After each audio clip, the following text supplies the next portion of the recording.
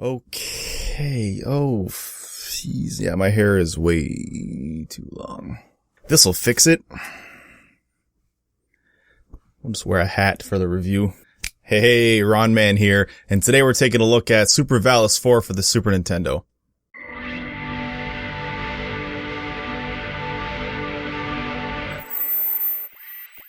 Super Valis 4 was developed by Telenet and published by Atlas and released in North America for the Super Nintendo in 1993. Valis 4 was also on the PC Engine. You play as Lena as she fights against an army, and I don't know the story. I don't know the story at all. I didn't care. I didn't even prepare for this review. You traverse 7 levels referred to as acts. Before embarking on your journey, you have access to the options menu, which allows you to change the difficulty between normal and hard, as well as change the controls. There's also an easy difficulty, but you can only access that by using a cheat code. So yeah, easy in this game is a cheat. Your primary weapon is a sword. You have a fireball projectile that has unlimited use. Throughout the game, you'll collect other various spells, but their use is finite. To use your spells, press up plus the attack button. You can jump, and by double tapping forward, you may run. It's pretty simple stuff here, it's nothing too deep. Luckily, the controls do feel responsive. When it comes to graphics, I think this game is satisfactory. It's nothing special, it's no Yoshi's Island or Donkey Kong Country, but they're okay. One thing I like is that quite a few of the backgrounds I think are nice to look at. I mean, they're not exactly exciting, but I still find them nice.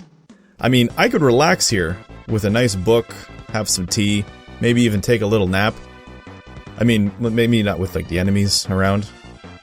I mean, you know what I mean. The in-game sprites, not bad. Again, nothing special, but I find them to be more forgettable than the backgrounds. When it comes to the music, this is easily the best thing that this game has going for it. I really enjoy the music in this game. Just take a listen.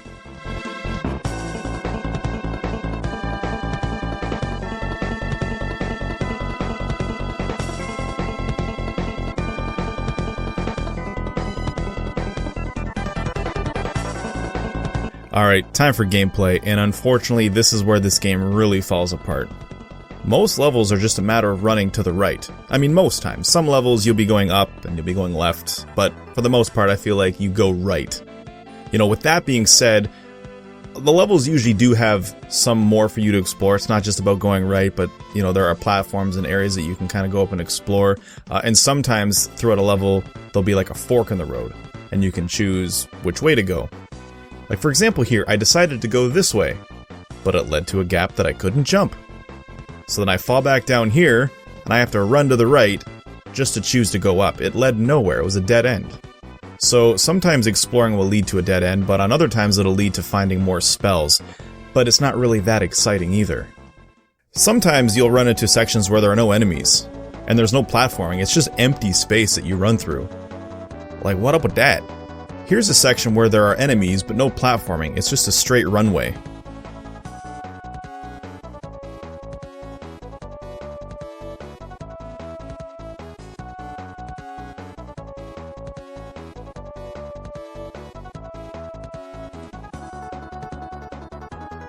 So you just run to the right and jump over the enemies, because why bother fighting them?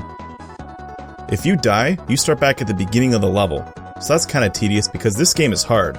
Which is weird because there are so many areas where there are no enemies and no stage hazards. Because this game starts you at the beginning of a level when you die, I feel like it kind of discourages exploration. When you explore parts of the level, you'll either find nothing or power-ups, but you'll likely take damage from enemies, so by the time you get to the boss, there's a chance you'll have much less health than you may need. So to make the levels easier, just skip everything, go straight to the boss, and hopefully you survive with the energy you've saved. And this brings me to another issue I have with the game. The difficulty. I find this game hard for the wrong reasons.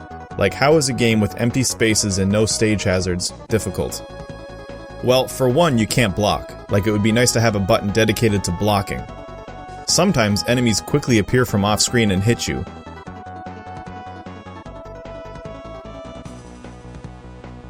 See? A block button would be nice. But even then, some enemies fly in way too fast.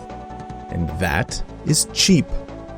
Enemies do a lot of damage. Now, to be fair, I am playing on normal, not easy, but you can see that if you had a block button, it wouldn't be as big of an issue. Now, check this part out. I was blown away. These enemies here are only vulnerable to the homing missile. So I shoot the homing missile, and it keeps trying to attack the enemy above. The enemy off screen. So it kills neither of them. Like, what? What happened? Check this out. If you have a spell selected, and then you select a different spell, you lose the first spell you had selected. So you have to plan your spells out carefully. Which isn't fun. Boss 3 sucks. She changes forms 3 times, which is like kind of cool, in theory. But this fight is just so long and drawn out. It's boring. Kind of like the rest of the game. So I guess in that sense it flows well, because it's boring like the rest of it, so maybe they intended for it to be boring as shit. I'll show you how to cheese the level 2 boss. You can stand right here, and he won't cause contact damage to you, so just stand there and shoot him. Make sure you jump his attack so when he's on the other side of the screen, but, you know, you can just stand there and shoot him. So this game is tough, and I realize that you need to take it slow, which in itself is hard to do because A, you can run, B, you're gonna want to run because there are so many areas where there's just nothing going on, enemies that you can just jump over, areas where there's just huge open spaces of nothing, and C, when you die, you go back to the beginning of the level, so then naturally you become in a hurry to get back to where you were because you feel like this game's wasting your time. But don't run.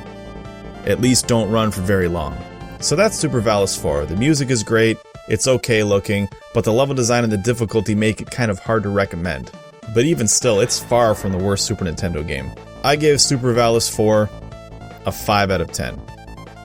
Now the way that I look at my score here is 5 is right in the middle of the road. It's not good, it's not bad, it's meh. Maybe this game is up your alley, and if it looks good to you, try it out. Thanks so much for watching, guys. Please subscribe, and we'll see you in the next video.